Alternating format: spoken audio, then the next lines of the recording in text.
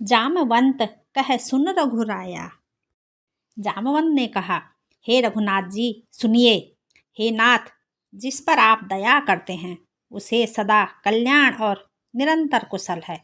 देवता, मनुष्य और मुनि सभी उस पर प्रसन्न रहते हैं। सोई विजयी विनयी गुण सागर। वही विजयी है, वही विनयी है और वही गुणों का समुद्र बन जाता है। उसी का सुंदर यश तीनों लोकों में प्रकाशित होता है। प्रभु की कृपा से सब कार्य हुआ और आज हमारा जन्म सफल हो गया। नाथ पवन सुत कीन्ही जो करनी। हे रघुनाथ, पवन पुत्र हनुमान ने जो करनी की है उसका 1000 मुखों से भी वर्णन नहीं किया जा सकता। तब जामवंत ने हनुमान जी के सुंदर चरित्र और कार्य श्री रघुनाथ जी को सुनाए। अर्थात हनुमान जी ने जो कार्य श्रीलंका में किए वह जामवंत ने रघुनाथ जी को सुनाए।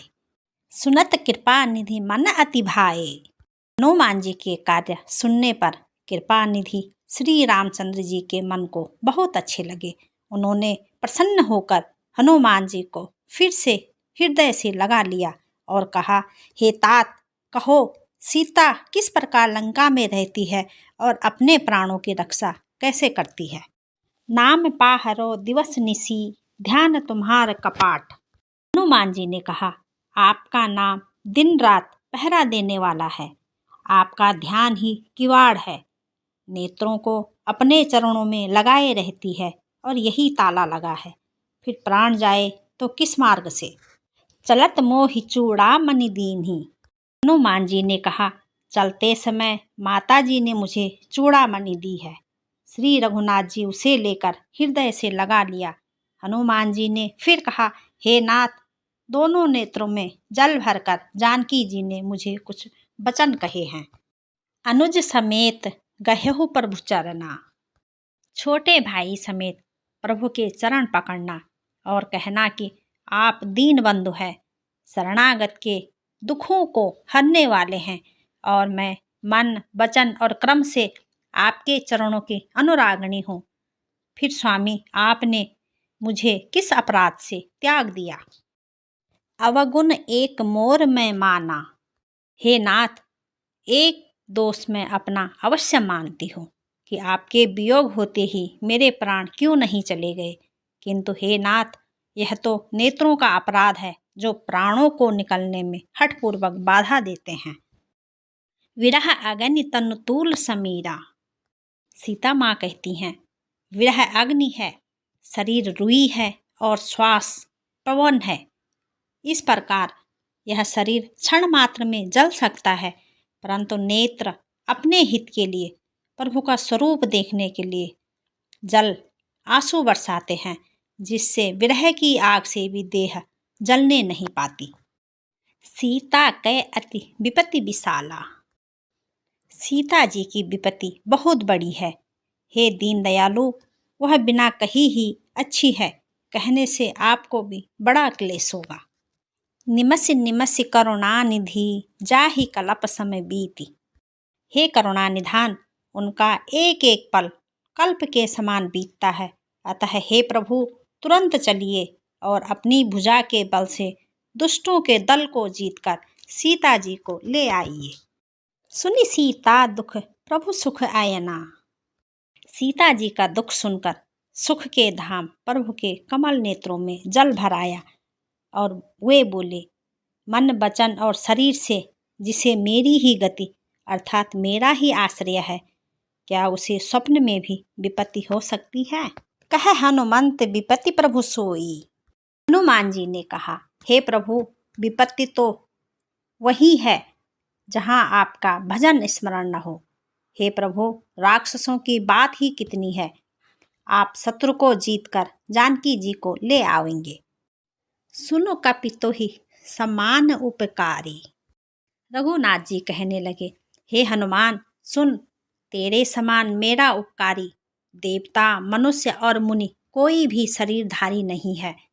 मैं तेरा प्रत्युपकार बदले में उपकार करूं तो कैसे करूं, मेरा मन भी तेरे सामने नहीं हो सकता। सुनो सुत तो ही ओरिन मैं नाही। हे पुत्र सुन, मैंने मन में खूब विचार करके देख लिया है, मैं तुझसे उऋण नहीं हो सकता। देवताओं के रक्षक प्रभु बार बार हनुमान जी को देख रहे हैं। नेत्रों में प्रेमाश्रुओं से जल भरा है और शरीर अत्यंत पुलकित है। सुनी प्रभु बचन विलो की मुख, गात हरसि हनुमंत।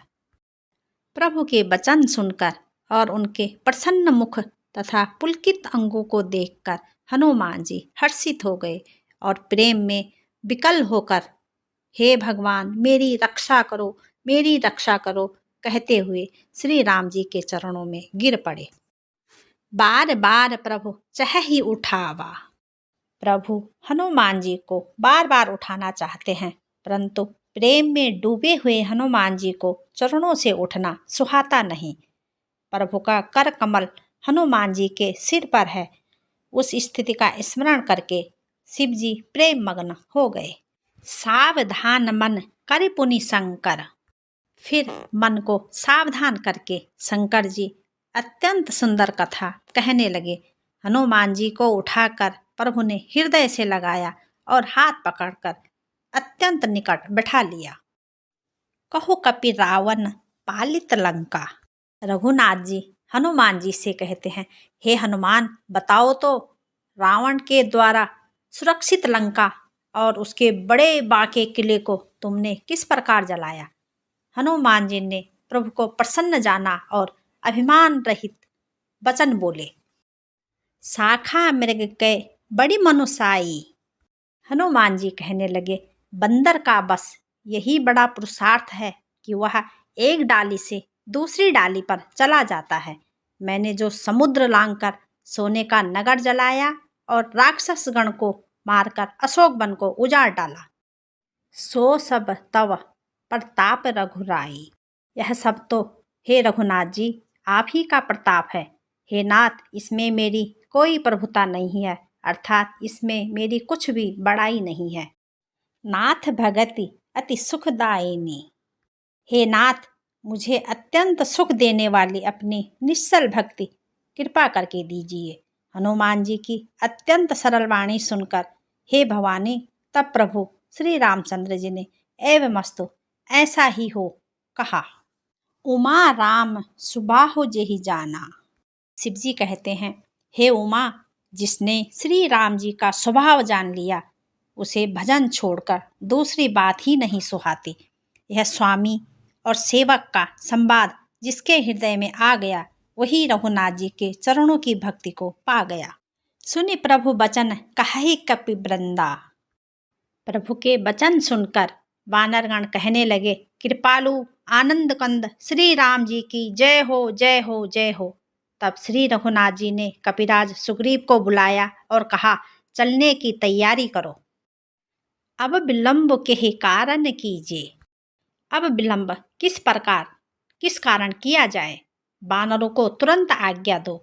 भगवान की यह लीला रावण वध की तैयारी देखकर बहुत से फूल बरसाकर हर्षित होकर देवता आकाश से अपने अपने लोकों में चले गए। कपिपति बेगी बुलाए आए जूथफ जूथ। वानर राज सुग्रीव ने शीघ्र ही वानरों को बुलाया। सेनापतियों के समूह आ गए। वानर भालुओं के झुंड अनेक रंगों के हैं और उनमें अतुलनीय बल है।